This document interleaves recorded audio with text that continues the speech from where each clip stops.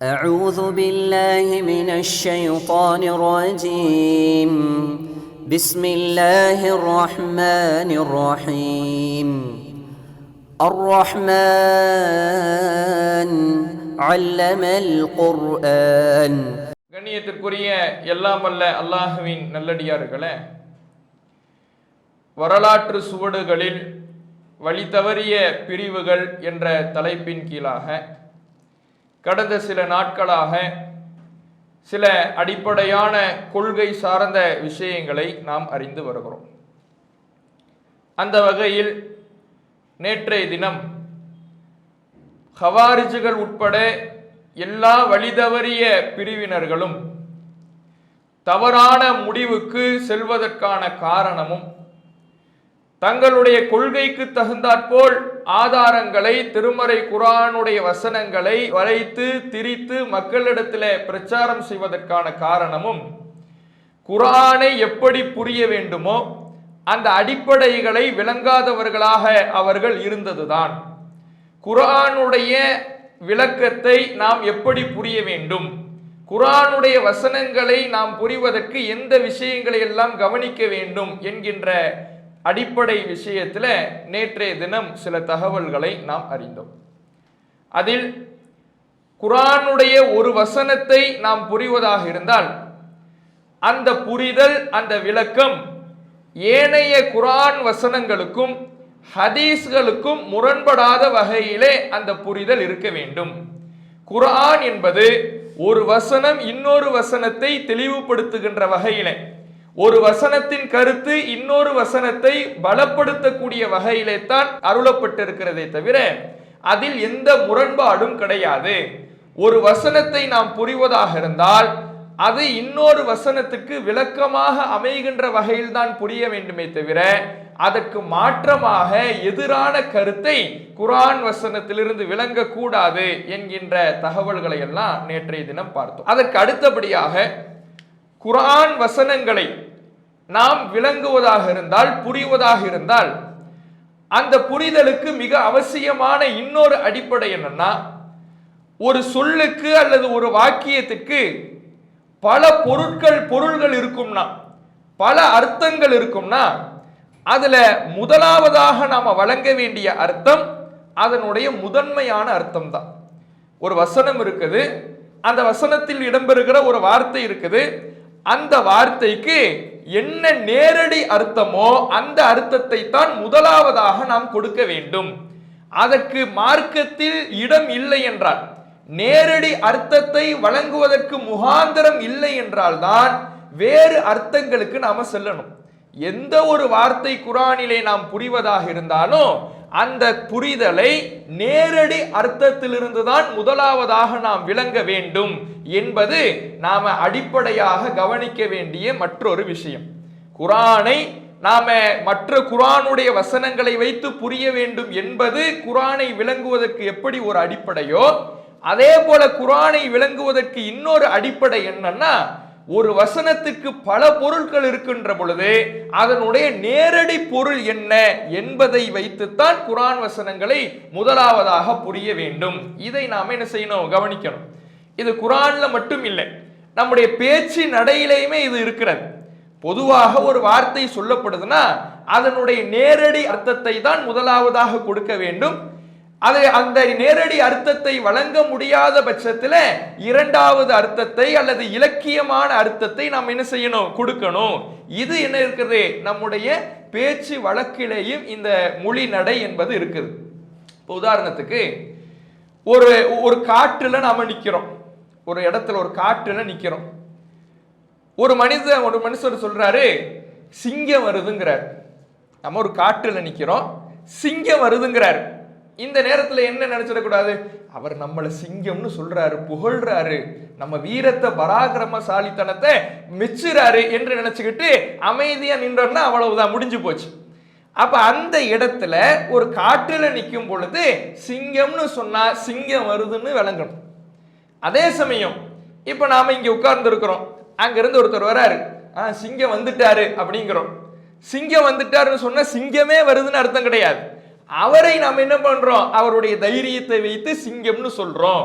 இப்படி எந்த இடத்தில் நேரடி பொருளை கொடுக்க வேண்டும், எந்த இடத்தில் மறைமுகமான இலக்கிய பொருளை கொடுக்க வேண்டும் என்பது ஒவ்வொரு மொழி நடையிலேயும் இருப்பதை போல திருமறை குர்ஆனுடைய நடைக்கும் இது பொருந்தும். எந்த இடத்தில் நேரடி பொருள் கொடுக்க வேண்டுமோ அந்த இடத்தில் இலக்கிய அர்த்தத்தை கொடுக்க கூடாது. எந்த இடத்தில் இலக்கிய அர்த்தத்தை கொடுக்க வேண்டுமோ அந்த இடத்திலே நேரடி பொருளை கொடுக்க கூடாது. அப்ப ஒரு குர்ஆன் வசனத்தை நாம புரிவதற்கு அதனுடைய வார்த்தையிலே இருக்கின்ற பல பொருட்களில் எந்த பொருளை எந்த இடத்திற்கு கொடுக்க வேண்டும் என்பதை நாம அடிப்படையாக தெரிந்து கொள்ள வேண்டும். இதை புரியாத காரணத்தினாலதான் ஹவாரிஜிகள் உட்பட பல்வேறு வழிகட்ட பிரிவினர் மாற்று விளக்கம் என்கின்ற பெயரிலே, நேற்றே சொன்னோம்ல தஅவீல்னு, மாற்று விளக்கம் என்கின்ற பெயரிலே பல தவறான கருத்துக்களை, பல தவறான கொள்கைகளை மக்களிடத்துல பிரச்சாரம் செய்பவர்களாக இருந்தாங்க. உதாரணத்துக்கு முஅத்தஸிலாக்கள், அதே போல ஹவாரிஜிகள் உட்பட வழிதவறிய பிரிவினர்கள் எல்லாம் அவர்களுடைய கொள்கையில ஒரு கொள்கை என்னன்னா, அல்லாஹுடைய சிஃபத்துகளை, அல்லாஹுடைய தன்மைகளை அவர்கள் அதுக்கு நேரடி பொருளை கொடுக்க மாட்டாங்க. உதாரணத்துக்கு அல்லாஹுடைய கையின்னு இருக்குதுன்னு வைங்களேன், திருமறை குர்ஆனுடைய இறைவனுடைய உருவத்தை பற்றி, இறைவனுடைய தோற்றத்தை பற்றி வரக்கூடிய வசனங்கள் கை என்று, அல்லாஹுடைய கை என்று பயன்படுத்தப்பட்டிருக்கும். இதற்கு என்ன செய்ய மாட்டாங்கன்னா கையின் அர்த்தம் கொடுக்க மாட்டாங்க. இந்த கை என்ற வார்த்தைக்கு அதிகாரம் என்று அர்த்தம் கொடுப்பாங்க. கை என்று நேரடி அர்த்தத்தை கொடுப்பதற்கு பதிலாக கைன்னா கை கிடையாது, அல்லாஹுடைய கரம் என்றால் கரம் கிடையாது, அது அல்லாஹுடைய அதிகாரத்தை குறிக்கும் என்று வேறு பொருளை, மாற்று பொருளை கொடுப்பாங்க. இதற்கு அவங்க என்ன காரணம் சொல்லுவாங்க தெரியுமா? திருமறை குர்ஆன்ல அல்லாஹ் சொல்லக்கூடிய வசனம் சூரத்து ஷூரா என்கின்ற அத்தியாயத்துல 11வது வசனம். அல்லாஹ் சொல்றான், லைஸ கமிஸ்லிஹி ஷைஉன், அல்லாஹ்வை போன்று எந்த ஒன்றும் இல்லை, அல்லாஹ் மாதிரி எதுவுமே கிடையாது என்று குர்ஆன்ல ஒரு வசனம் இருக்குது. இந்த வசனத்தை வைத்துக் கொண்டுதான் அல்லாஹ் மாதிரி எதுவுமே இல்லைன்னா அல்லாஹுக்கு கை இருக்குதுன்னு நாம புரிஞ்சோம்னா அப்ப நமக்கும் கை இருக்குதுல ஒப்பாகி விடுகிறது, ஒரு விலங்குக்கும் கை இருக்குதுல ஒப்பாகி விடுகிறது. அதனால அல்லாஹுடைய கை என்று எந்த இடத்துல எல்லாம் திருமறை குர்ஆன்ல பேசப்படுகிறதோ அங்க கை என்று அர்த்தம் கொடுக்க கூடாது, அதிகாரம் என்று அர்த்தம் கொடுக்க வேண்டும் என்று என்ன பண்ணுவாங்க, இந்த வசனத்தை வைத்து குர்ஆனிலே இறைவனுடைய தோற்றம் சம்பந்தமாக பேசப்படுகிற வசனங்களுக்கெல்லாம் மாற்று விளக்கத்தை கொடுப்பவர்களாக இருக்கிறார்கள் என்பதை வழிதவறிய பிரிவுகள்ல ஹவாரிஜிகள் மட்டும் இல்லை, இன்னும் பல பிரிவுகள் இது போன்ற ஒரு கொள்கையில இருக்கிறாங்க. இன்றைக்கு நம்முடைய காலகட்டத்திலேயே தர்காவை வணங்குறாங்கல்ல சுன்னத் ஜமாத்துங்கிற பேர்ல, அவர்களுடைய கொள்கையில ஒரு கொள்கை என்ன, இறைவனுக்கு உருவம் இல்லை என்பது. அல்லாஹுக்கு என்ன கிடையாது, உருவம் இல்லை. உருவம் இருக்கிறது என்று சொன்னால் அது ஒப்பாகி விடுகிறது. மனுஷனுக்கு உருவம் இருக்குது, அல்லாஹுக்கும் இருக்குது உருவம் இருக்குது, இது ஒப்பாகி விடுகிறது. அல்லாஹுக்கு உருவம் இருக்குது, ஒரு மிருகத்துக்கு உருவம் இருக்குது, இது ஒப்பாகி விடுகிறது. இப்படி ஒப்பாகி விடுகிற காரணத்தினால அல்லாஹுக்கு உருவம் இருக்குதுன்னு சொல்லக்கூடாது என்று இன்றைக்கு நம்முடைய காலத்திலேயே இது போன்ற ஒரு கொள்கையை நம்ம கண்ணு முன்னால பார்க்கிறோம். அதனாலதான் ஈயம் அனிஃபா பாட்டு பாடும் பொழுது உருவமற்ற இறைவனுக்கு உண்மையானவன்னு பாடினார்.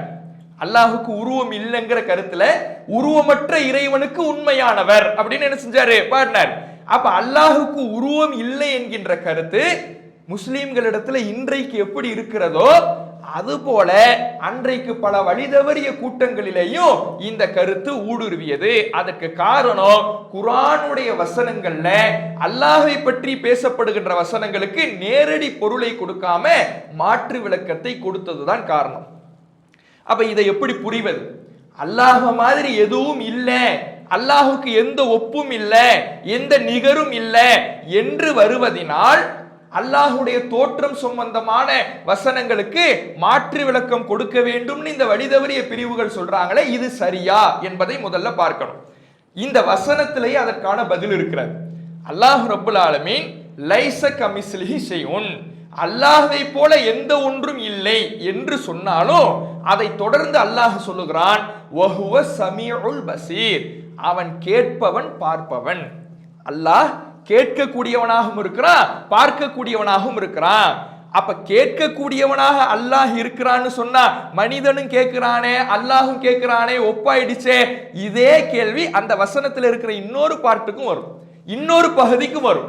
அல்லாஹ் பார்க்கக்கூடியவன் வருது, மனுஷனும் பார்க்கிறானே, ஒப்பாகி விடுகிறதே என்கின்ற கேள்வி அந்த வசனத்தினுடைய இன்னொரு பகுதிக்கு வரும். அப்ப அல்லாஹ் கேட்கிறான், அல்லாஹ் பார்க்கிறான் என்கின்ற நம்பிக்கை இருந்தாலே அதுவும் ஒப்பை குறிக்கும். அப்ப இந்த வசனம் எந்த ஒப்பை பற்றி பேசுது? சரிக்கு அந்த அல்லாஹுடைய தோற்றமே இல்லை என்பதை பற்றி பேசுகிறதா, அல்லாஹுக்கு உருவமே இல்லை என்று என்பதை பற்றி பேசுகிறதா, எந்த ஒப்பை பற்றி இந்த வசனம் பேசுகிறது என்பதை நாம முதலாவதாக தெரிந்து கொள்ள வேண்டும். அதற்கு இவங்க சொல்லக்கூடிய அடிப்படையான விஷயம் என்னன்னா, இறைவனுக்கு உருவம் இருக்கிறது என்று சொன்னால் அது ஒப்பாகி விடுகிறதுங்கிறாங்க. இதுவே முதல்ல தவறு. ஏன்னா அல்லாஹுக்கு உருவம் இல்லைன்னு சொன்னாலும் அது ஒப்பாகத்தான் செய்யும். இப்ப காற்றுக்கு உருவம் இருக்குதா இல்லையா? இல்லை. மின்சாரத்துக்கு உருவம் இருக்குதா இல்லையா? இல்லை. அப்ப காற்றுக்கு உருவம் இல்லை, மின்சாரத்துக்கு உருவம் இல்லை, அதே மாதிரி அல்லாஹுக்கு உருவம் இல்லைன்னு சொன்னா இங்கேயும் அவர்கள் சொல்வதை போல ஒப்பு வரத்தான் செய்கிறது. அப்ப ஒப்பீடு என்பது இப்படியான ஒப்பீடை மார்க்கம் இந்த வசனத்துல பேசல. அப்ப எப்படியான ஒப்பீடை பற்றி பேசுது? அல்லாஹுக்கு உருவம் இருக்கிறது, அல்லாஹ் செவியேற்பவன், அல்லாஹ் பார்ப்பவன், ஆனால் அவனுடைய உருவத்தை போன்று எந்த படைப்பினத்துக்கும் கிடையாது, அவனுடைய செவியேற்கும் ஆற்றலை போன்று எந்த படைப்பினத்துக்கும் கிடையாது, அவனுடைய பார்க்கும் திறனை போல எந்த படைப்பினத்துக்கும் கிடையாது. அல்லாஹுக்கு உருவம் இருக்கிறது, அந்த உருவம் அவனுடைய படைப்பினத்தோடு ஒப்பிட முடியாத உருவம். அவனுடைய கேட்கும் திறன் இருக்குது, அவனுடைய கேட்கு திறனோடு படைப்பினத்தினுடைய கேட்கு திறனை ஒப்பிட முடியாத கேட்கு திறன் அல்லாஹுக்கு இருக்குது என்றுதான் இந்த வசனத்தை நாம விளங்க வேண்டுமே தவிர அல்லாஹுக்கு உருவமே இல்லை என்று புரிவதற்கு இந்த வசனத்தில் இடம் இல்லை. ஏன்னா உருவம் இல்லை என்று சொன்னாலும் அதுவும் ஏதேனும் ஒரு விஷயத்தோடு போய் ஒப்பாகத்தான் செய்கிறது. அப்ப இந்த வசனம் உருவம் இல்லை என்பதற்காக பேசப்படுகிற வசனம் இல்லை என்பதை விளங்கிக் கொள்ள வேண்டும். அப்ப உருவம் இல்லை என்கின்ற ஒரு அம்சம் திருமறை குர்ஆன்ல பேசப்படலைன்னா அல்லாஹ்வுடைய கை என்று வரக்கூடிய வசனத்துக்கு எப்படிதான் மொழிபெயர்க்கணும்? கைன்னு தான் மொழிபெயர்க்கணும். அல்லாஹ்வுடைய கால் என்று வரக்கூடிய வசனத்துக்கு எப்படிதான் மொழிபெயர்க்கணும்? கால் என்று தான் மொழிபெயர்க்கணும். அதற்கு மாற்று விளக்கம் போவதற்கு எந்த ஒரு இடம்பாடும் மார்க்கத்தில் இல்லை. எப்ப மாற்று விளக்கத்துக்கு போகணும்னா நேரடி அர்த்தத்தை கொடுப்பதற்கு ஒரு தடை இருக்க வேண்டும். நேரடியான அர்த்தம் கையினா கையை தான் நேரடி அர்த்தம். எது கையினா அரபுல எதுன்னு அர்த்தம். இந்த எதுன் என்கின்ற கை என்ற அர்த்தம் தான் நேரடியான அர்த்தம். இந்த நேரடியான அர்த்தத்தை அந்த வார்த்தைக்கு திருமறை குர்ஆனுடைய வசனத்துக்கு வழங்குவதற்கு ஒரு தடை இருந்தால் மட்டும்தான் வேறு அர்த்தத்தை கொடுப்பதை நோக்கி போகணும். இப்ப அல்லாஹுக்கு கை இருக்குதுன்னு சொல்றதுல மார்க்கத்துல ஏதாவது தடை இருக்குதா? குர்ஆன்ல ஏதாவது தடை இருக்குதா? ஹதீஸ்ல ஏதாவது தடை இருக்குதா? எந்த தடையும் இல்லை. இப்படி எந்த தடையும் இல்லாமலேயே இவங்க என்ன பண்றாங்கன்னா இந்த வழிதவறிய பிரிவுகள்லாம் அல்லாஹுடைய கையின்னா கையின்னு புரியக்கூடாது, அல்லாஹுடைய அதிகாரம்னு புரியணும்னு மாற்று விளக்கம் கொடுக்கறாங்க. அப்ப நாம அடிப்படையை என்ன புரியணும்னா ஒரு நேரடி அர்த்தத்தில் ஒரு வசனம் சொல்லப்படும்னா அதை நேரடி அர்த்தத்தில் தான் புரிய வேண்டும். மாற்று விளக்கம் கொடுக்க கூடாது, இலக்கிய அர்த்தத்தை கொடுக்க கூடாது, இரண்டாம் தர மூன்றாம் தர அர்த்தத்தை கொடுக்க கூடாது. அதுவெல்லாம் எப்போது வழங்கப்பட வேண்டும் என்றால் ஒரு சொல்லுக்கு இலக்கிய அர்த்தம் எப்போது கொடுக்கப்படணும்னா அந்த நேரடி அர்த்தத்தை கொடுப்பதற்கு ஒரு தடை இருக்க வேண்டும், ஒரு காரணி இருக்க வேண்டும். அப்போதுதான் நேரடி அர்த்தத்தை விட்டுட்டு இலக்கிய அர்த்தத்துக்கு போக முடியும். அப்ப உருவம் இல்லை என்று சொல்வதற்கு அல்லாஹ்வுக்கு உருவம் இல்லை என்று சொல்வதற்கு எந்த ஆதாரமும் இல்லை. உருவம் இருக்கு என்று சொல்வதற்கு எந்த தடையும் இல்லை. அப்ப அல்லாஹ்வுடைய தோற்றம் சம்பந்தமாக அல்லாஹ்வுடைய தன்மைகள் சம்பந்தமாக வரக்கூடிய வசனங்களுக்கு நேரடி அர்த்தத்தை கொடுப்பதுதான் மிக பொருத்தமான விஷயம். அதை விட்டுவிட்டு நேரடி அர்த்தத்தை கொடுக்காமல் சுய விளக்கங்களின் மூலமாக அல்லாஹ்வுடைய உருவங்களை மறுத்தாங்கன்னா அவர்கள் தவறான வழிதவறிய பிரிவுக்கு போறாங்க என்பதை நாம் என்ன செய்யணும்? புரிந்து கொள்ள வேண்டும். அப்போ ஒரு வசனத்தை புரிவதற்கு இந்த அடிப்படை மிக முக்கியமான விஷயம். நேரடி அர்த்தம் கொடுக்கப்பட வேண்டும். நேரடி அர்த்தத்திற்கு தடை இருக்கின்ற பட்சத்தில் தான் இலக்கிய அர்த்தத்திற்கு செல்ல வேண்டும். அடுத்ததாக இப்ப இந்த இலக்கிய அர்த்தத்துக்கு போகணும்ங்கிறோம்ல, ஒரு வசனம் இருக்குது அல்லது ஒரு வார்த்தை இருக்குது, அந்த வார்த்தையை அந்த இடத்துல நேரடி கருத்துல புரிய முடியாது, இலக்கிய அர்த்தத்துல தான் புரியணும், ஏன்னா நேரடி அர்த்தத்துல புரிவதற்கு இங்கு ஒரு தடை இருக்கிறது என்று வரும் என்றால் அந்த இடத்துல என்னதான் கொடுக்கணும்? இலக்கிய அர்த்தத்தை தான் கொடுக்கணும். எப்படி நேரடி அர்த்தத்தை கொடுக்க வேண்டும் என்கின்ற இடம் இருக்குதோ அந்த இடத்தில் நேரடி அர்த்தத்தை தான் கொடுக்க வேண்டுமோ, அதே போல இலக்கிய அர்த்தத்தை தான் இங்க கொடுத்தாகணும்னு சில இடங்கள் வரும்.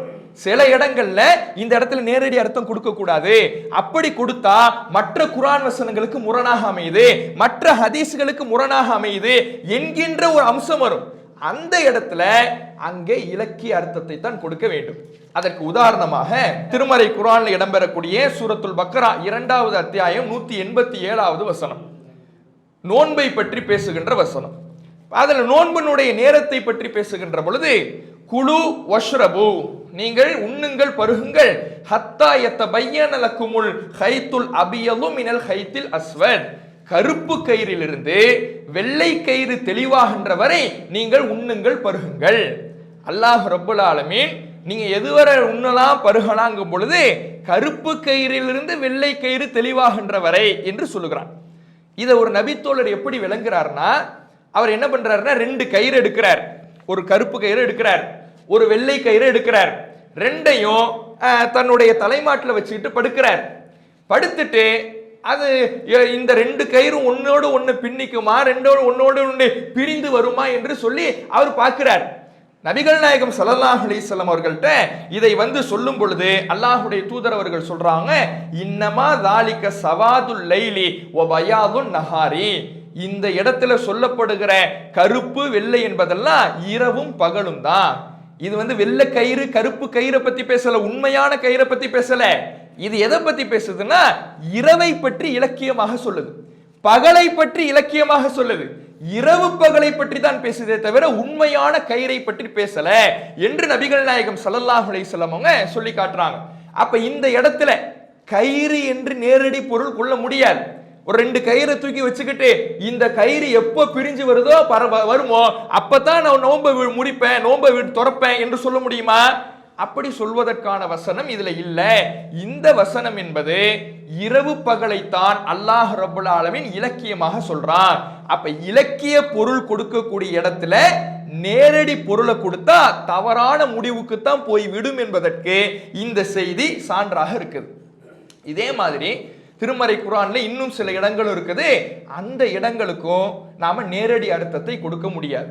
அதுக்கு உதாரணமாக அல்லாஹ் ரப்பல் ஆலமீன் சூரத்துல் பக்ரா 2வது அத்தியாயம் 210வது வசனம், 6வது அத்தியாயம் 158வது வசனத்துல பேசுகிறான், ஹல் யன்துரூன இல்லா அன் யஅத்தியஹுமுல்லாஹு ஃபீ ظுலலின் மினல் கமாம், அல்லாஹ் ரப்பல் ஆலமீன் மேக கூட்டங்களிலே அல்லாஹ் அவர்களிடத்திலே வருவதை அவர்கள் எதிர்பார்க்கிறார்களா?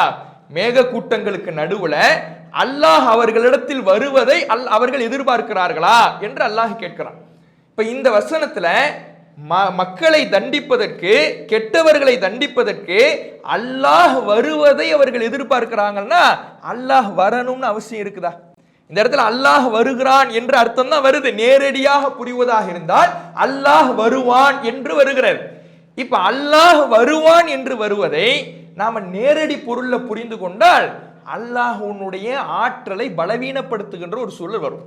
இறைவனுடைய ஆற்றலை பற்றி பேசுகின்ற மற்ற வசனங்களுக்கு முரணாக அமையும். இப்போ உதாரணத்துக்கு அல்லாஹ்வுடைய ஆற்றலை பற்றி மற்ற வசனங்கள் பேசுது. எப்படி பேசுது? அல்லாஹ் ஒரு காரியத்தை செய்ய நாடுறான்னா அது நல்ல விஷயங்களோ அல்லது கெட்ட விஷயங்களோ, ஒரு மனிதனுக்கு நன்மையை நாடுவதோ கெட்டதை நாடுவதோ, அல்லாஹ் ஒரு விஷயத்தை செய்ய நாடுகிறான் என்றால் ஃபஇன்னமா யகூலு லஹு குன் ஃபயகுன், அல்லாஹ் அதற்கு சொல்வதெல்லாம் ஆகு என்று சொல்வான், ஆகிவிடும்.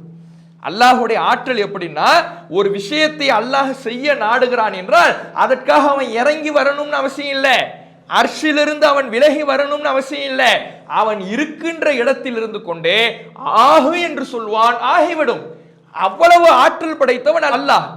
அப்படியான ஆற்றல் உள்ளவன் இந்த கெட்டவர்களை தண்டிப்பதற்கு, காஃபிர்களை தண்டிப்பதற்கு, முந்தைய சமுதாய மக்களை தண்டிப்பதற்கு அல்லாஹ் இறங்கி வரணும்னு அவசியமா? நேரடியாக வரணும்னு அவசியமா? அப்படி அவசியம் இல்லை. அப்படி அல்லாஹ் நேரடியாக வந்துதான் தண்டிப்பான் என்று நம்புவதாக இருந்தால் அது அல்லாஹுடைய ஆற்றலை பலவீனப்படுத்துவதாக இருக்கிறது. இந்த இடத்துல அல்லாஹ் அவர்களிடம் வருவதை எதிர்பார்க்கிறார்களா என்று நேரடியாக இறைவன் வருவதை போன்ற வாசக அமைப்பு இருந்தாலும் இந்த இடத்துல அல்லாஹ் நேரடியாக வருவதை குறிக்கல, அல்லாஹுடைய தண்டனை வருவதைத்தான் அல்லாஹ் பேசுகிறான்.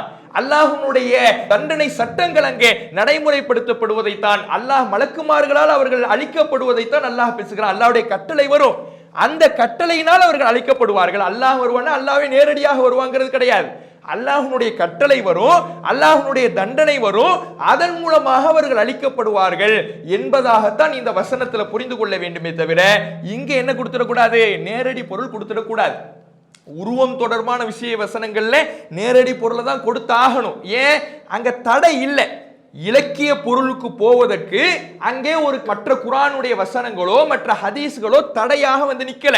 அல்லாஹ்வுடைய கை என்று வரக்கூடிய இடத்துக்கு கை என்று மொழிபெயர்த்தால் மற்ற குர்ஆன் வசனங்களுக்கு ஏதாவது முரணா இருக்குதா? இல்ல. மற்ற ஹதீஸ்களுக்கு முரணா இருக்குதா? இல்ல. அப்ப கை என்ற இடத்துக்கு நேரடி அர்த்தத்தை தான் கொடுக்கணும்.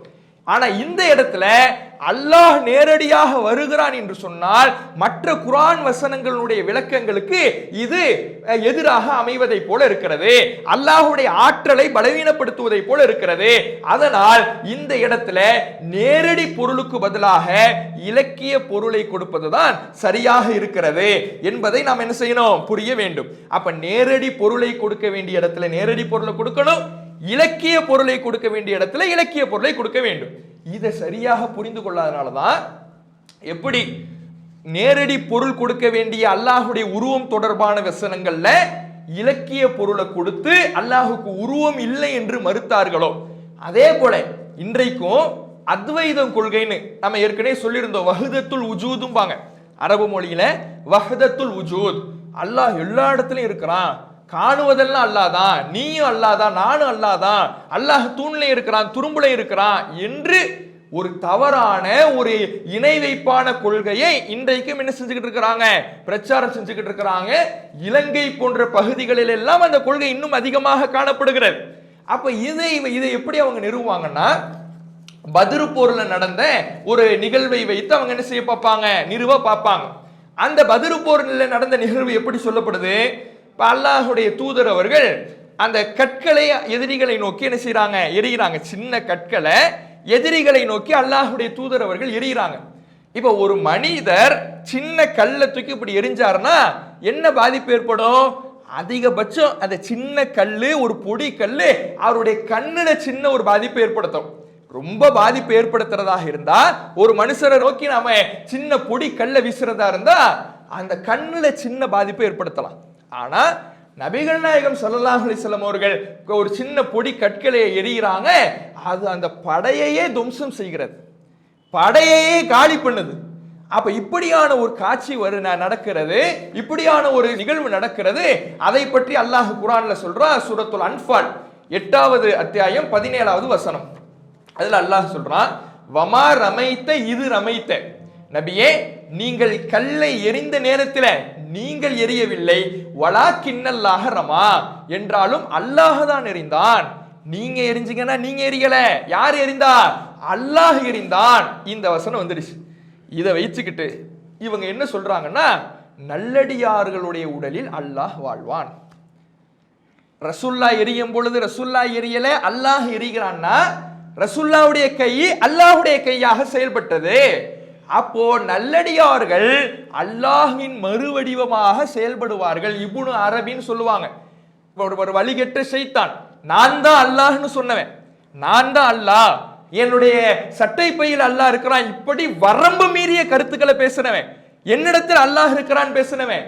இது போன்ற ஷைத்தான்களுடைய கொள்கையை இன்னைக்கு சுன்னத் வல் ஜமாத்துங்கிற பேர்ல இந்தியா, இலங்கை போன்ற நாடுகள்ல பிரச்சாரம் செஞ்சுக்கிட்டு இருக்கிறாங்க.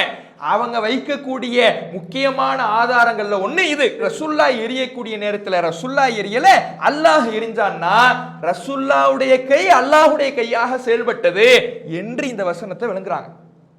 ஆனா நம்ம ஏற்கனவே சொன்னோம், நேற்றைய தினமே ஒரு குர்ஆன் வசனத்தை வழிதவறிய கூட்டம் தங்களுடைய மனோயிச்சையின்படி வளைக்கிறது என்றால் அதற்கான பதிலை, அதற்கான தெளிவை அல்லாஹ் ரப்பல் ஆலமீன் அவர்களுக்கு சம்மட்டியடி கொடுக்கின்ற விதமாக அந்த வசனத்திலே வைச்சிருப்பான். அது மாதிரி இந்த வசனத்துல அல்லாஹ் வச்சிருக்கிறான் பாருங்க. அதே வசனத்துல இதற்கு முந்தைய பகுதி எப்படி இடம்பெறுதுன்னா, ஃபலம் தக்துலுஹும் வலாக்கின்னல்லாஹ கத்தலஹும். மக்களை பார்த்து அல்லாஹ் பேசுறான், மூமின்களே, முஸ்லிம்களே, நீங்க எதிரிகளோடு போரிட்டீங்களே, எதிரிகளை கொன்றீங்களே, நீங்க கொல்லல, அல்லாஹ் அவர்களை கொன்றான் வருது. நீங்க கொல்லல, அல்லாஹ் அவர்களை கொன்றான். அப்ப இதை வச்சுக்கிட்டு என்ன சொல்லணும்? அந்த பத்ரு போர்ல கலந்து கொண்ட எல்லா சஹாபாக்களும் அல்லாஹ். ரசுல்லாவுடைய கையை வச்சு ரசுல்லா எரியும் பொழுது ரசுல்லா எரியல, அல்லாஹ் எரிஞ்சான்னு வரக்கூடிய பகுதியை வச்சுக்கிட்டு ரசுல்லாவும் அல்லாவும் வேறு வேறு இல்லை என்று நம்பின மாதிரி அங்க இருந்த சஹாபாக்கள் எல்லாருமே அல்லான்னு நம்பணும். அப்படி நம்பினா என்ன பாதிப்பு ஏற்படும் தெரியுமா? சஹாபாக்கள் பத்ரு போர்ல கொல்லப்பட்டாங்க. சஹாபாக்கள் பத்ரு போர்ல கொல்லப்பட்டாங்களா இல்லையா? பத்ரு சஹாபாக்கள்னு பத்ருல கொல்லப்பட்டவர்களுக்கு சுவனம் இருக்குதுன்னு ரசூலா நன்மாராயம் சொன்னாங்களே. அப்ப அல்லாஹ்வ கொன்னுட்டான்னு கருத்து எடுப்பாங்களா? அல்லாஹ்வ அபூஜஹல் கூட்டம் கொன்னுடுச்சு அப்படின்னு கருத்து எடுக்க முடியுமா? எவ்வளவு பெரிய இஸ்லாத்தின் அடிப்படையை தகர்த்தெறிகிற கொள்கை இத. இன்னைக்கு இந்த வசனத்தை வச்சு நல்லடியார்களினுடைய உடம்புல அல்லாஹ் வாழ்வான் அப்படின்னு பிரச்சாரம் செஞ்சுக்கிட்டு இருக்கிறாங்க. அப்ப இது போன்ற வசனங்கள்ல எப்படி பொருள் கொள்ளணும், இந்த குர்ஆன் வசனங்களை எப்படி விளங்கணுங்கிற அடிப்படை தெரியாததுனால, தஅவீலுடைய அடிப்படை தெரியாததுனால தான் இந்த வழிகேடுகளை உருவாக்கிக்கிட்டு இருக்கிறாங்க. காலம் காலமாக ஒவ்வொரு வழிதவறிய பிரிவுகளும் இப்படிதான் வழிகெட்டு போயிருக்கிறாங்க. அப்ப இந்த வசனங்களை எப்படி விளங்கணும்? இந்த வசனத்திலே அதற்கான பதிலும் இருக்குதுன்னு நாம பார்த்தோம். ரசூலுல்லா எரியும் பொழுது ரசூல்லா எரியல, அல்லாஹ் எரிஞ்சான்னு புரிவதை அல்லாஹுடைய கையும் ரசூல்லாவுடைய கையின்னு ஒண்ணுதான் புரிஞ்சா, சஹாபாக்கள் விஷயத்திலையும் அதே மாதிரி புரிந்தால் அல்லாஹ்வை பலவீனப்படுத்துவதாக ஆகிவிடுகிறது. ஏன்னா சஹாபாக்கள் கொல்லப்பட்டாங்க. அப்ப இது நேரடி பொருளில் பயன்படுத்தப்படல, இது இலக்கிய பொருள்ல பயன்படுத்தப்படுது. எப்படி? இப்போ ஒரு மனிதரை பார்த்து, ஒரு மனிதருக்கு இன்னொரு மனிதர் உதவியாளராக இருக்கிறார். இப்போ ஒரு பெரும் பெரும் பண முதலைகள், அரசியல்வாதிகள், ஒரு கார்பரேட்ல வேலை பார்க்குறவங்க, கம்பெனிகளில் வேலை பார்க்குறவங்க, ஏதோ ஒரு இடத்துல வேலை செய்யக்கூடியவர்கள் தங்களுக்கென்று உதவியாளர்களை வச்சிருப்பாங்க. அவங்களுக்குன்னு பர்சனல் உதவியாளர்களை வச்சிருப்பாங்க, பிஏக்களை வச்சிருப்பாங்க. அல்லது அவருக்கு ரொம்ப பக்கபலமாக எதை செய்யக்கூடியவராகவும் இருப்பார். அவரை நாம் என்னன்னு சொல்லுவோம்? ரைட் ஹேண்டுமோ. இவர் அவரை ரைட் ஹேண்டுங்க அப்படிம்போம். இவர் அவர வலது கை அப்படி. வலது கைனா வலது கையாவே இருக்கிறாரா? வலது கைன்னு சொன்னா இல்ல இந்த கைக்கு அவர் தொங்கிக்கிட்டு இருக்கிறாரா? இல்ல. அப்படி புரியுமா? இப்படி புரிவதாக இருந்தால், நேரடி புரிவதாக இருந்தால் வலது கைனா வலது கையாவே அவர் இருக்கிறார்னு புரியுமா? உதவியாளராக இருக்காருன்னு புரியுமா? உதவியாளராக இருக்கிறார். அது மாதிரி தான் அல்லாஹ் ரசூலுல்லா எரியும் பொழுது ரசூலுல்லா எரியல, அல்லாஹ் எரிஞ்சான்னா அல்லாஹ்வே நேரடியாக எரிஞ்சான்னு அர்த்தம் இல்ல. அல்லாஹ் ரசூலுல்லாவுக்கு உதவி செய்தார். ஒரு மனிதர் எரியும் பொழுது என்ன பாதிப்பை ஏற்படுத்துமோ அது போன்ற பாதிப்பு அல்லாஹ் கொடுக்கல, அவர்களை அழித்தொழிக்கின்ற வகையிலே அல்லாஹ் ஒரு உதவியை ஏற்படுத்தினான் என்பதைத்தான் இந்த வசனத்திலிருந்து நாம் என்ன செய்யணும்? புரிய வேண்டும். இதை இன்னொரு வசனத்தின் மூலமாக நாம தெரிஞ்சுக்கலாம். சூரத்துல் வாக்கியால 63, 64வது வசனம். அந்த வசனத்துல அல்லாஹ் சொல்லுகிறான், அஃபரஐத்தும் மா தஹருசூன், நீங்கள் எதையெல்லாம் விவசாயம் செய்கிறீர்கள் என்பதை நீங்கள் பார்க்கவில்லையா? நீங்க என்ன விவசாயம் செய்றீங்கங்கறத நீங்க பார்க்கவில்லையா? அன்தும் தஸ்ரஊனஹு அம் நஹ்னு ஸாரிஊன், நீங்க விவசாயம் செய்றீங்களா இல்ல நாம விவசாயம் செய்றோமா? அல்லாஹ் கேக்குறான். நீங்க என்ன விவசாயம் செஞ்சிருக்கீங்க பாக்குறீங்களா? இதுல விளைஞ்சு நிக்குது, அதையெல்லாம் பாக்குறீங்களா? நீங்க விவசாயம் பண்ணுவதற்காக உழைக்கிறீங்க, நாத்து நடுறீங்க, விவசாயம் பண்றீங்க, விளைஞ்சு நிக்குதுல, அதையெல்லாம் நீங்க பாக்குறீங்களா? இதையெல்லாம் விளைய வச்சது நீங்களா நாமா? அல்லாஹ் கேட்கிறான். அப்ப உடனே இதை வச்சுக்கிட்டு விவசாயிகள்லாம் அல்லான்னு சொல்ல முடியுமா? விவசாயிகள்லாம் அல்லாஹ் அப்படின்னு சொல்லிட முடியுமா? நீங்க விவசாயம் செய்றீங்களா நாம விவசாயம் செய்யறோமான்னு அல்லாஹ் கேட்கிறான். அப்ப அல்லாஹ் விவசாயம் செய்யறான், விவசாயிகளிடத்தில் அல்லாஹ் வாழ்றான்னு சொல்ல முடியுமா? அப்ப இதை எதை பத்தி பேசுது? அல்லாஹ்வுடைய ஆற்றலை பற்றி பேசுது, அல்லாஹ்வுடைய உதவியை பற்றி பேசுது. நீ வெளிப்படையில செய்யற விவசாயம் செய்யக்கூடியவங்க, நாத்து நடுறீங்க, தண்ணீர் பாய்ச்சறீங்க, உழைக்கிறீங்க, இதை விளைய வைக்கிறது நீங்க நினைக்கிறீங்களா? ஏன் உதவியினால விளையுது, ஏன் ஆற்றல்னால விளையுது? நான் இது அழிஞ்சு போகணும் நாடினா அழிஞ்சு போயிடும். இது சருகாக மாறணும்னு நினைச்சனா சருகா மாறிடும். ஏன் உதவியினாலதான் இது விளையுது. நீங்க முயற்சி தான் செய்ய முடியுமே தவிர செய்து முடிக்கக்கூடியவன் நான் என்று தன்னுடைய ஆற்றலை பற்றி அல்லாஹ் பேசுறான். அதே மாதிரிதான் ரசூல்லா எரிகிறாங்கன்னா நீங்க எரிஞ்ச உடனே அவங்க தோத்து போயிடுவாங்கன்னு நினைக்கிறீங்களா? நீங்க மனுஷன், உங்களால எவ்வளவு எரிய முடியுமோ அவ்வளவுதான் எரிய முடியும். ஆனா நீங்கள் எரிகின்ற ஒரு காரணத்தின் மூலமாக நான் என்னுடைய அருளை கொடுக்கிறேனே, நான் என்னுடைய உதவியை கொடுக்கிறேனே, அதன் மூலமாகத்தான் எதிரிகளை துவம்சம் செய்ய முடியுமே தவிர மனித ஆற்றலினால செய்ய முடியாது என்று அல்லாஹுடைய வல்லமையை பற்றி பேசுகிற வசனத்தை அல்லாஹ்வை கேலி கூத்தாக்குற வகையில இன்றைக்கு வழிகேடர்கள் என்ன பண்றாங்க? மாற்று விளக்கம்ங்கிற பேர்ல இந்த வசனங்களுக்கு திரித்து பேசக்கூடியவங்களாக இருக்கிறாங்க. அப்ப நேரடி பொருள் கொள்ள வேண்டிய இடத்துல நேரடி பொருள் கொள்ளணும், மாற்று விளக்கம் கொடுக்க வேண்டிய இலக்கிய அர்த்தம் கொடுக்க வேண்டிய இடத்துல இலக்கிய அர்த்தம் கொடுக்கணும். இது எல்லா மொழி நடைகள்லையுமே உள்ள ஒன்றுதான் என்பதை நாம் என்ன செய்யணும்? அடிப்படையாக புரிந்து கொள்ள வேண்டும். இப்போ நாம ஒரு மனுஷரை பார்த்து, ஒரு மனிதர் நல்ல புத்திசாலியான மனிதரா இருக்கிறார், அவரை பார்த்து நாம சொல்லுவோம் ஆள் நல்ல ஷார்ப்பும்போம், ஆள் நல்ல ஷார்ப்பும்போம். ஷார்ப் பண்ணோன்னு தொட்டி பார்த்து என்னங்க இவ்வளவு கூர்மையா இருக்குன்னு சொல்ல முடியுமா? அப்படி சொன்ன என்ன, இவர் ரொம்ப ஷார்ப்பா இருக்காரேம்போ. ஒருத்தர் ஷார்ப்பா இருக்கிற மனிதரை பார்த்து நீ ஒரு தொட்டு பார்த்துட்டு என்ன இவ்வளவு ஷார்ப்பா இருக்கிறீங்கடா, நீங்க அதை விட ஷார்ப்பா இருக்கிறீங்களா. அப்ப இப்படி புரியக்கூடாது. ஷார்ப்னா எதுக்கு சொல்லப்படுது? புத்திசாலித்தனத்துக்கு சொல்லப்படுது. உடம்பே கூர்மையா இருக்குங்கிறதுக்காக சொல்லப்படல. இதை நம்ம என்ன செய்யணும்? அப்ப எந்தெந்த இடத்துல நேரடி பொருள்ல புரியணும், எந்தெந்த இடத்துல இலக்கிய பொருள்ல புரியணும் என்கின்ற அடிப்படை பேச்சு நடையிலேயே சாதாரணமாக உண்டு. ஆனா வழிகேடர்களுக்கு அது புரியுமா? அவங்க தான் முடிவு எடுத்துட்டு ஆதாரம் தேடுறவங்களாச்சே. அவங்க என்ன செய்வாங்கன்னா, வழிகேடர்கள் முடிவை எடுத்து விட்டு ஆதாரம் தேடுவாங்க. அப்ப ஆதாரத்தை தேடி அதற்கு தகுந்தாற்போல் வளைப்பவர்களாக இவர்கள் இருக்கிறார்கள் என்பதற்கு இதுவெல்லாம் சான்றாக இருக்குது. அதே மாதிரி இதே கருத்துல சஹீஹுல் புகாரியில 6502வது செய்தி, 4661வது செய்தி, அந்த செய்திகளை எல்லாம் நபிகள் நாயகம் ஸல்லல்லாஹு அலைஹி வஸல்லம் அவங்க அல்லாஹ் சொல்வதாக சொல்லி காட்டுறாங்க. அல்லாஹ் ரப்புல் ஆலமீன் நம்ம கேள்விப்பட்ட செய்திகள் தான். மனிதன் நஃபீலான உபரியான வணக்கங்களின் மூலமாக அல்லாஹ்வை நெருங்குகிறான். எந்த அளவுக்கு நெருங்குறான்னா, அவன் கேட்கின்ற செவியாக, அவன் பிடிக்கின்ற கையாக, அவன் பார்க்கின்ற பார்வையாக அல்லாஹ் மாறிவிடுவான் என்கின்ற அளவுக்கு என்ற ஒரு செய்தி இடம்பெறுது. இப்ப இதை நேரடியாக புரிஞ்சு கொள்ள முடியுமா? இதை என்ன செய்யக்கூடாது? நேரடி கருத்துல புரியக்கூடாது. இது என்ன செய்யப்படுது? இலக்கிய கருத்துல சொல்லப்படுது. கையாக மாறுவேன் காலாக மாறுவேன்னா உதவி என்ற அர்த்தத்துல பேசப்படுது. நம்ம இதுக்கு முன்னாடி பார்த்தோமே, ரசூல்லாவுடைய கையை ரசூல்லா கையால எரிஞ்சாங்கன்னா ரசூல்லா எரியல, அல்லாஹ் எரிஞ்சானா அல்லாஹ்வுடைய உதவி வந்தது என்று. அது மாதிரி நாம நஃபீலான வணக்கங்களின் மூலமாக அல்லாஹ்வை நெருக்கத்திற்குரிய காரியங்களை செய்கிறோம்னா நம்முடைய கையாக அல்லாஹ்வுடைய கை மாறும்னா நம்ம கை அல்லாஹ்வுடைய கை ரெண்டும் ஒண்ணுங்கிற அர்த்தம் கிடையாது. அல்லாஹ் நமக்கு உதவி செய்வான், அல்லாஹ் நமக்கு பரக்கத்து செய்வான், நமக்கு நன்மைகளை நாடுவான் என்கின்ற கருத்துல தான் இந்த செய்தியையும் என்ன செய்யணும்? புரிந்து கொள்ள வேண்டும். அதே மாதிரி முஸ்லீம்ல பார்த்த 4661வது செய்தியில அல்லாஹ் கேட்பதாக ரசூல்லா சொல்லி காட்டுறாங்க. மறுமையின் அல்லாஹ் கேட்பானா, எப்ன ஆதம், ஆதமுடைய மகனே, மரில் து ஃபலம் தஉதினி, நான் நோயுற்றேன், எனக்கு என்ன நீ நலம் விசாரிக்கவே இல்லை.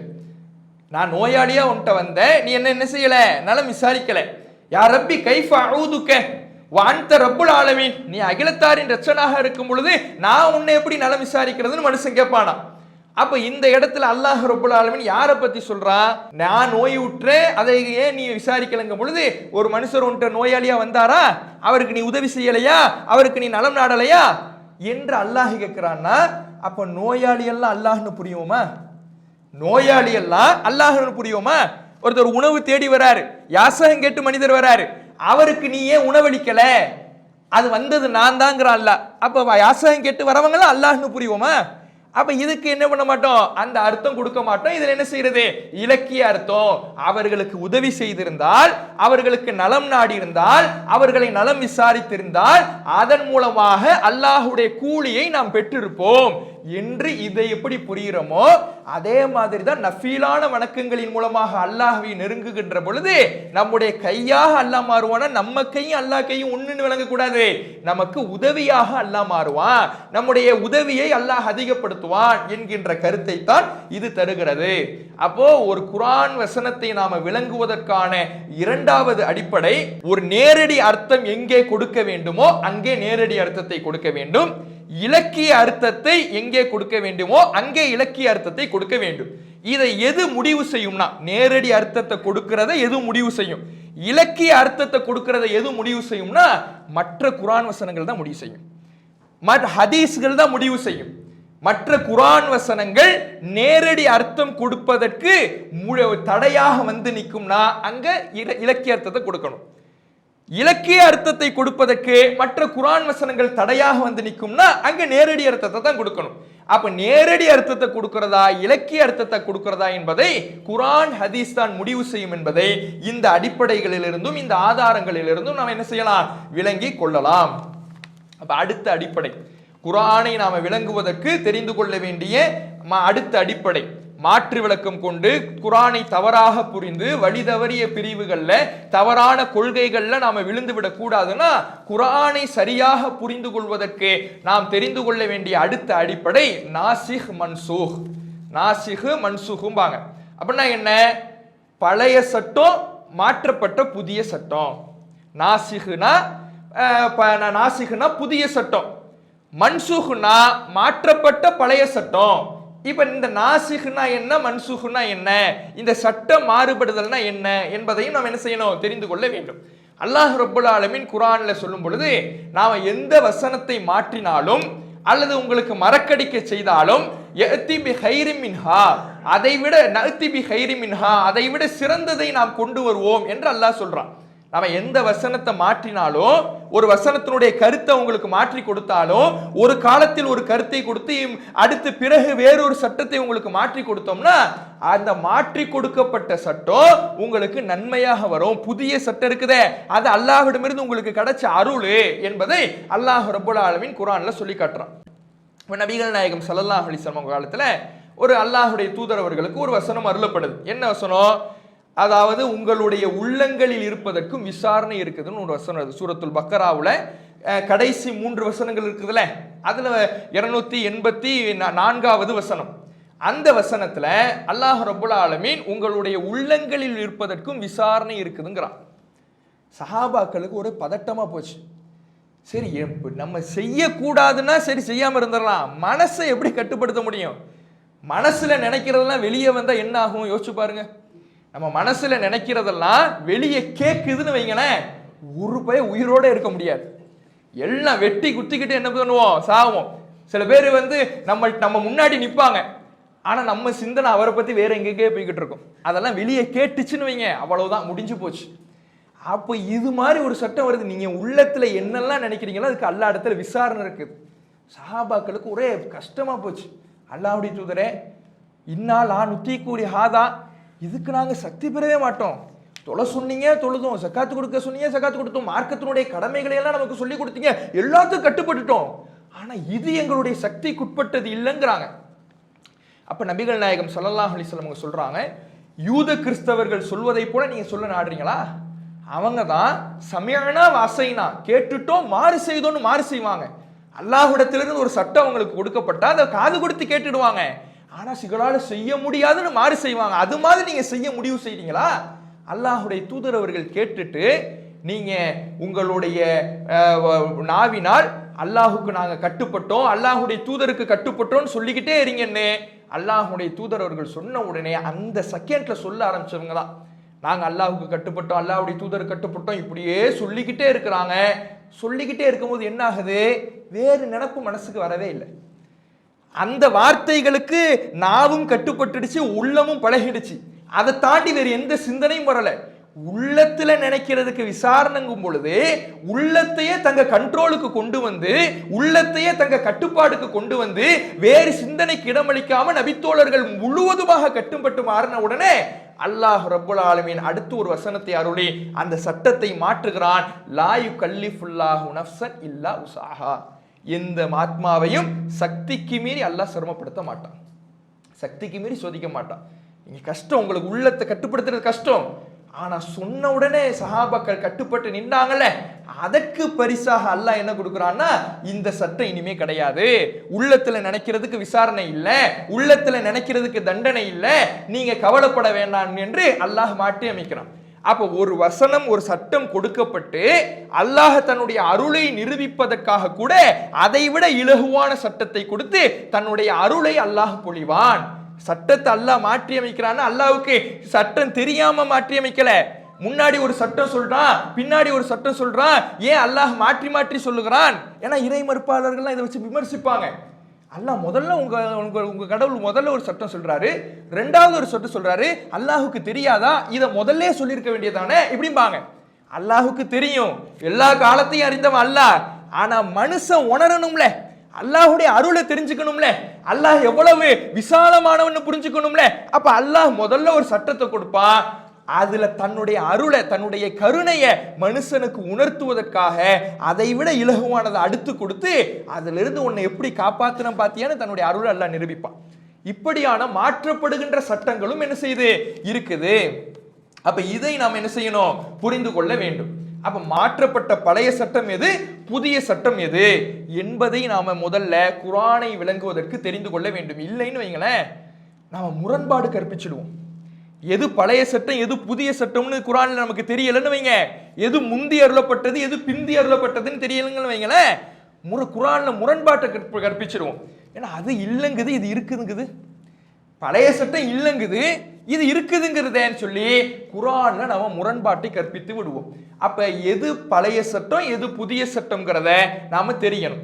இப்ப இதுக்கு நோன்பு சம்பந்தமான ஒரு வசனத்தை பாருங்க. ரமலானுடைய நோன்பு கடமையாக்கப்பட்டதை பற்றி சொல்லும் பொழுது ஆரம்பத்தில் அல்லாஹ் எப்படி சொன்னார், குத்திபா அலைக்கும் முஸ்ஸியாம் கமா குத்திபா அலல்லதீன மின் கப்லிக்கும் லஅல்லக்கும் தத்தகூன், நீங்கள் இரையச்சம் உடையவர்களாக ஆவதற்காக உங்கள் முன் சென்றவர்களின் மீது நோன்பு கடமையாக்கப்பட்டதை போல உங்கள் மீது நோன்பு கடமையாக்கப்பட்டது என்று அல்லாஹ் சொல்லிட்டான்.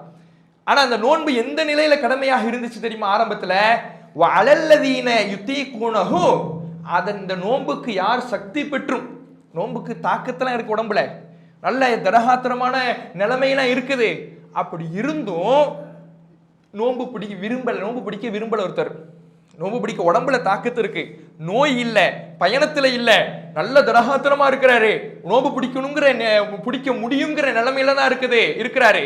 அந்த தாக்கத்து இருந்தும் யார் நோன்பு பிடிக்க விரும்பலையோ ஃபிதியத்து துஆமு மிஸ்கீன், ஏழைகளுக்கு உணவளிப்பதுதான் அவருக்கான பரிகாரம் அப்படின்னு அல்லாஹ் சொல்றான்.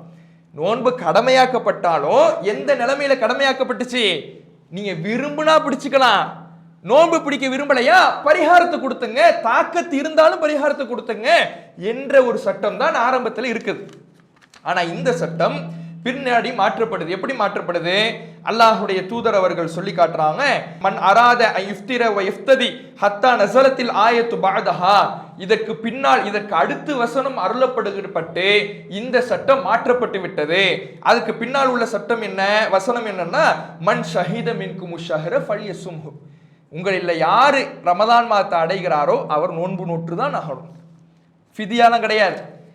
சக்தி இருந்தாலும் நோன்பு பிடிக்கிறதுக்கு ஆற்றல் இருந்தாலும் எனக்கு விருப்பம் இல்லைன்னு ஃபிதியாலாம் கொடுக்க முடியாது, நீங்க நோன்பு பிடிச்சுதான் ஆகணும் என்று அல்லாஹ் என்ன செஞ்சுட்டான், நமக்கு சட்டம் சொன்னதுனால இந்த நோன்பை பிடிக்காமல் விட்டவர்களுக்கு ஃபிதியா கொடுக்கின்ற அந்த பரிகாரத்தை அல்லாஹ் நீக்கிட்டு நீங்க நோன்பு தான் பிடிக்க வேண்டும், முடியலையா வேறு நாள்ல பிடிங்க, வேறு நாட்கள்ல நோற்றுங்க, நோயாளியா இருக்கிறீங்களா இந்த நாள்ல பிடிக்க முடியலையா பின்னால வேறொரு நாள்ல நோட்டு பிடிச்சிங்க என்று அல்லாஹ் ரப்பல் ஆலமீன் இந்த சலுகையை நமக்கு என்ன செய்யறான், மாற்றி தருகிறான் என்பதை சூரத்துல் பக்ராவுல 184 185வது வசனத்துல பார்க்கிறோம். இது தொடர்பான செய்தி புகாரில 4507வது ஹதீஸாக இடம்பெறுகிறது.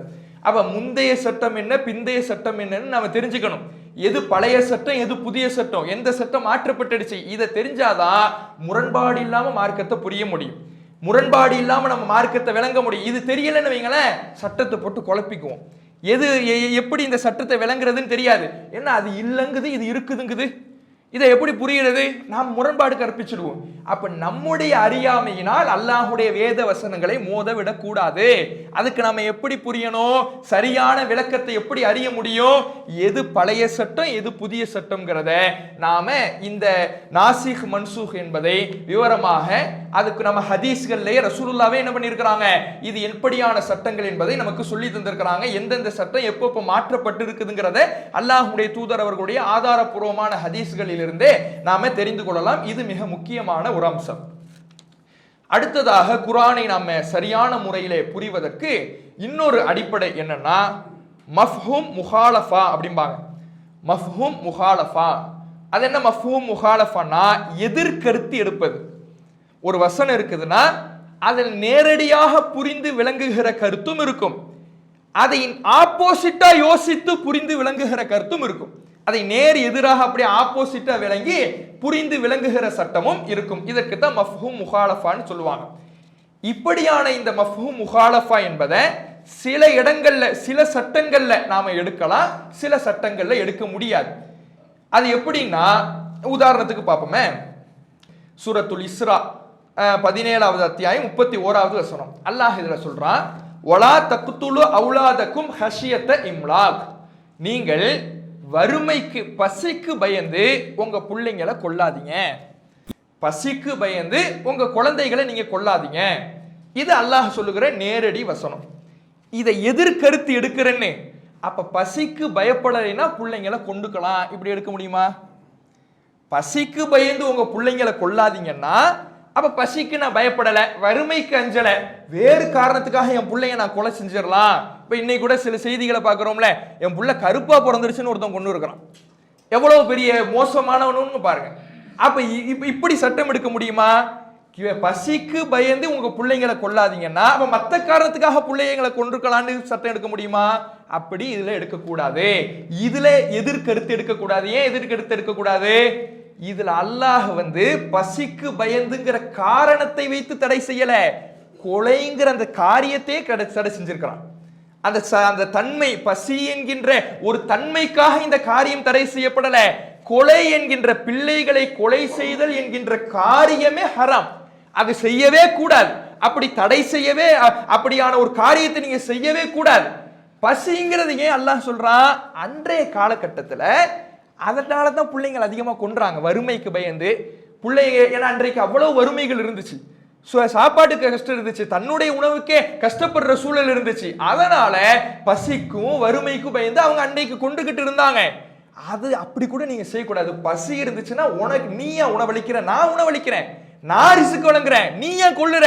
கொல்லக்கூடாது என்று அன்றைக்கு இருந்த பெரும்பான்மை காரணத்தை அல்லாஹ் சொல்லி அதை தடுக்கிறான். அந்த காரணம் இருந்தால்தான் தடைன்னு கிடையாது, கொலை செய்வதே தடை. இதுல என்ன செய்யக்கூடாது? எதிர்கருத்து எடுக்கக்கூடாது. இதை நாம் என்ன செய்யணும்? விளங்க வேண்டும். இதை இன்னொரு சம்பவத்தின் வாயிலாக நம்ம தெரிந்து கொள்ளலாம். சூரத்து தௌபாவுல 9வது அத்தியாயம் 80வது வசனத்துல அல்லாஹ் சொல்லி காட்டுகிறான், நயவஞ்சகர்களை பற்றி சொல்லும் பொழுது, இஸ்தக்ஃபிர் லஹும் அவுலா தஸ்தக்ஃபிர் லஹும், நீங்க அவர்களுக்கு மன்னிப்பு தேடினாலும் சரி, அவர்களுக்கு பாவ மன்னிப்பு தேடவில்லை என்றாலும் சரி, இன் தஸ்தக்ஃபிர் லஹும் 70 மர்ரா, 70 முறை அவர்களுக்கு நீங்கள் பாவ மன்னிப்பு தேடினாலும், ஃபலை யக்ஃபிர் அல்லாஹ் லஹும், அவர்களுக்கு அல்லாஹ் மன்னிக்க மாட்டான். அவங்களுக்கு நீங்க பாவ மன்னிப்பு தேடினாலும் சரி, தேடலைனாலும் சரி, எல்லாம் ஒண்ணுதான். நீங்க 70 முறை நயவஞ்சகர்களுக்கு பாவ மன்னிப்பு தேடினாலும் அல்லாஹ் மன்னிக்க மாட்டான்.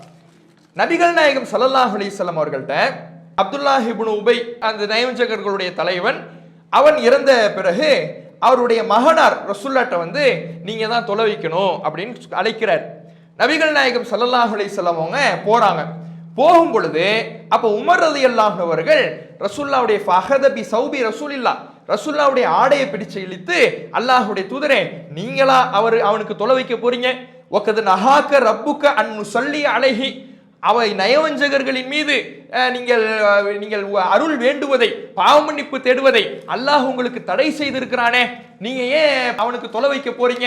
அவனுக்கு தொலை வைப்பதை அல்லாஹ் ரப்புல் ஆலமீன் உங்களுக்கு தடை செய்திருக்கும் பொழுது நீங்க ஏன் அவனுக்கு தொலை வைக்க போறீங்க? உமர் ரலியல்லாஹு அன்ஹு கேட்கிறாங்க. அப்ப நபிகள் நாயகம் ஸல்லல்லாஹு அலைஹி வஸல்லம் அவங்க சொல்றாங்க, அஸீதுஹு அல சபீன், அல்லாஹ் என்ன சொல்லியிருக்கிறான்னா 70 முறை தான் பாவ மன்னிப்பு தேடக்கூடாதுன்னு சொல்லியிருக்கிறான். நான் 70ஐ விட அதிகமாக பாவ மன்னிப்பு தேடுவேன்ட்டாங்க. நபிக்கும் தவறு வருங்கிறதுக்கும் இதுவும் ஒரு சான்று. நபிமார்களாக இருந்தாலும் அவர்களிடத்திலையும் தவறும் வரும், அவர்களும் மனிதர்கள் தான். இன்னொன்னு, இது இறை செய்தி என்பதற்கே சான்று. ஒரு இறை செய்தி என்பதற்கே இது சான்று. என்ன, எப்படி இது ரசூலுல்லாவாக சொன்னதுன்னு சில பேர் இஸ்லாத்தின் பேரில் இஸ்லாத்தின் மேல குறை காண்றவங்க சொல்றாங்களே, ரசூலுல்லாவே சொல்லியிருந்தா தான் மேல உள்ள தவறை எடுத்து சொல்லியிருப்பாங்களா? தான் மேல ஒரு தவறு வந்ததை சொல்லியிருப்பாங்களா? சொல்ல மாட்டாங்க. தன்னை கண்டிக்கிற மாதிரியான வசனங்களை எடுத்து சொல்லியிருப்பாங்களா? சொல்லியிருக்க மாட்டாங்க. அப்போ அல்லாஹ் ரப்பல் ஆலமீன் 70 முறை என்று சொன்னார் என்றால் நான் மன்னிக்கவே மாட்டேன் என்பதற்காக அல்லாஹ் சொல்றான்.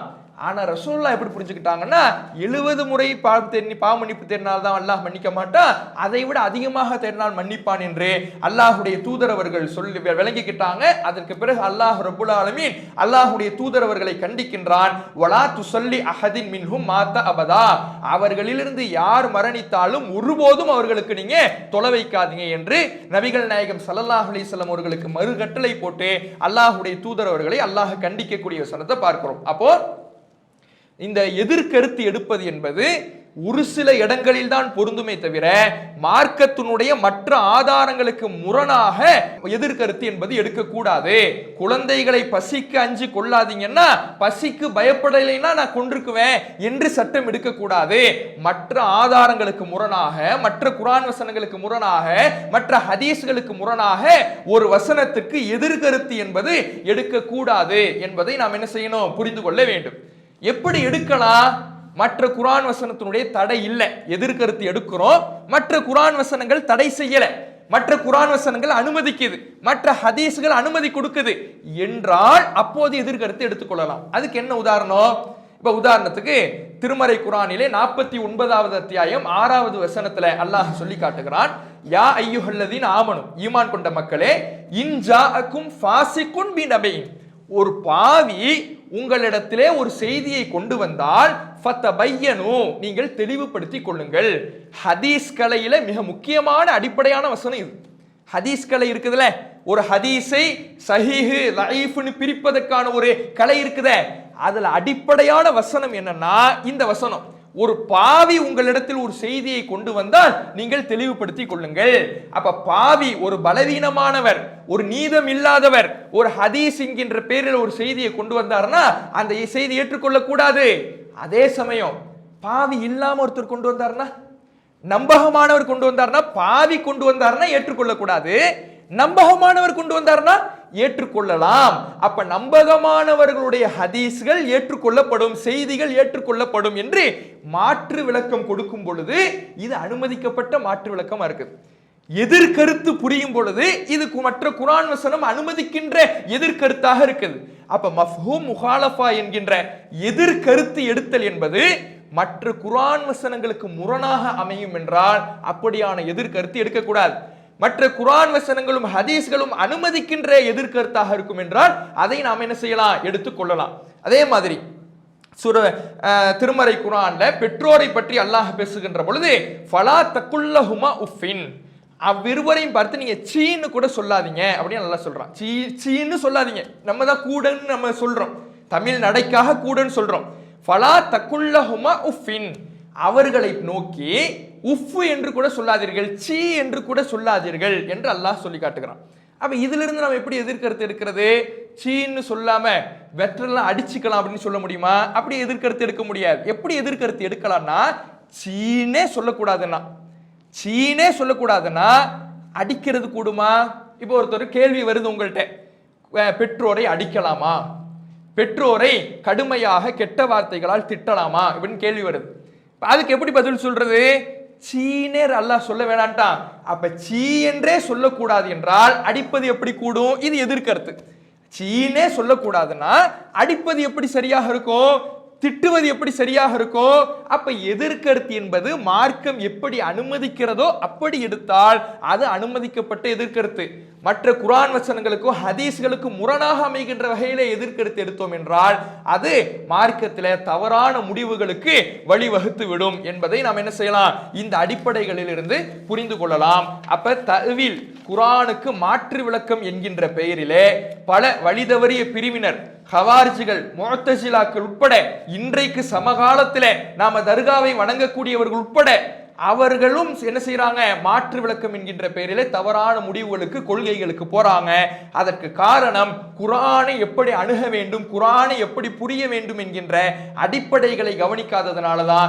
இந்த அடிப்படைகளை நாம கவனிச்சால் மட்டும்தான், இதை சரியாக முறையாக தெரிந்து கொண்டால்தான் எந்த வழிதவறிய பிரிவினர்கள் நம்ம முன்னாடி வந்து அவர்களுடைய கொள்கைக்கு ஆதரவை போன்ற வசனங்களை திரித்து வளைத்து நம்மிடத்துல முன்வைத்தாலும் அதை சிந்தித்து பார்த்து இதிலே இவர்கள் விளையாடுகிறார்கள், இதிலே இவர்கள் திரிக்கிறார்கள், இதிலே இவர்கள் மாற்று விளக்கம் கொடுக்கிறாங்க, வளைக்கிறாங்க என்று புரிந்து அந்த வழிகேடுகளிலிருந்து நாம விலகிக் கொள்வதற்கு இந்த அடிப்படைகள் உதவும்.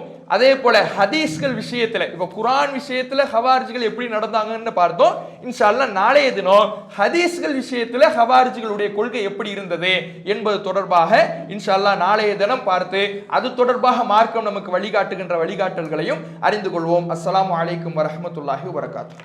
அல்லாஹு அக்பர், அல்லாஹ்